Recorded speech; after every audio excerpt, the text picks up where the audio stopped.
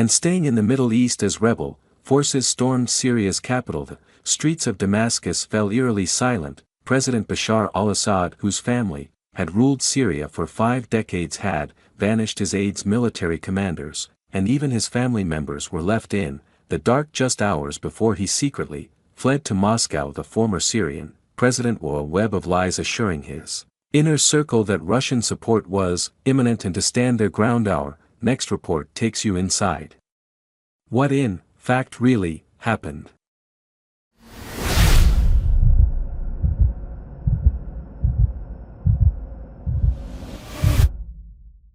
On December 8, 2024, Damascus teetered on collapse. Rebel forces, having swept through Aleppo, Hs and Hamama, were closing in. Syrian President Bashar al-Assad, who was once the face of unyielding power, was nowhere to be found, and his sudden disappearance shattered what remained of Syria's crumbling regime.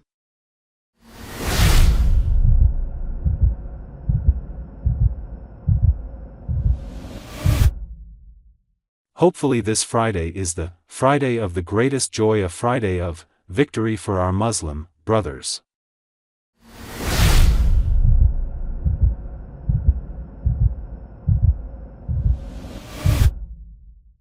However, it was an easy escape. His final days were shrouded in secrecy, and his government, fractured and desperate, held on to Assad's false promises. On November 28, Assad assured his commanders in Damascus that Russian military aid was imminent. Even though the rebels were advancing, he urged his forces to hold their positions, but heart of hearts he knew the truth that Moscow had already refused to intervene.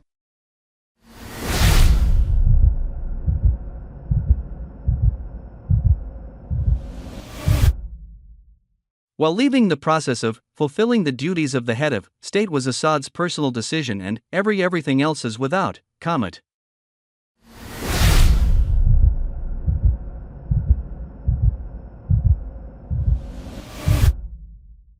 By Saturday, December 7, chaos gripped the capital. Government officials scrambled to organize a speech for Assad. His media advisor Buena Shaban arrived at the presidential residence that night to draft it, but to her surprise she found the house eerily silent and empty. Just as earlier his government learned that their leader had quietly left the country, his destination, Moscow, shrouded in secrecy with not a single chance of mistake. Vladimir Putin arranged the former Syrian president's exile plan, which was tightly wrapped under the rug. His flight was arranged by Russian intelligence and flew without a transponder to avoid detection. Even his younger brother Maher al-Assad, commander of the elite 4th Armored Division, had no idea. Assad's cousins Iab and Yad Mahu were similarly blindsided after the former Syrian president banished the country. They fled Damascus by car but were ambushed en route to Lebanon. While Iab was killed, Yad was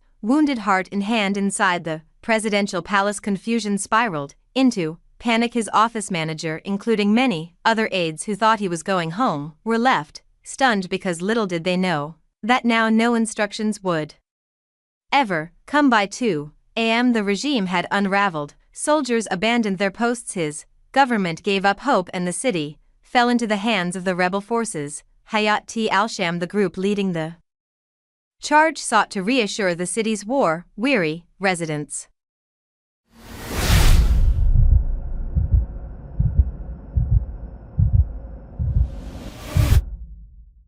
Victory and the liberation of the land is not just about breaking chains or raising flags. It is the birth of a nation, the restoration of dignity, and the writing of history.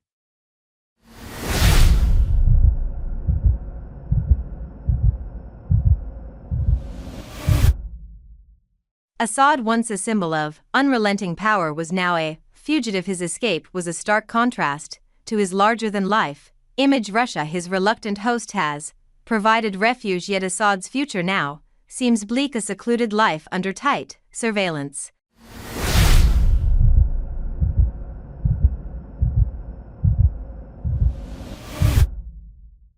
Thanks for watching this video.